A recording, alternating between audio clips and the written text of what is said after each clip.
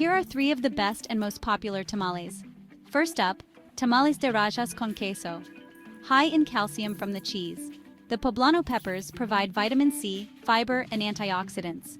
Plus, corn maisa is a good source of carbohydrates and dietary fiber. Next, we have tamales de pollo con salsa verde, or chicken and green sauce tamales. Chicken is a lean protein, offering essential amino acids for muscle repair and overall body function. Salsa verde provides vitamin C and antioxidants. Flavorful and satisfying. Lastly, tamales de elote, or sweet corn tamales. These tamales are high in fiber from the corn, naturally sweet, providing simple carbohydrates for quick energy. Fresh corn also offers vitamins A, C, and several B vitamins, along with antioxidants like lutein and zeaxanthin that are good for eye health. So next time you're craving something tasty and nutritious, give tamales a try. Your taste buds and your body will thank you. Subscribe for more. Gracias!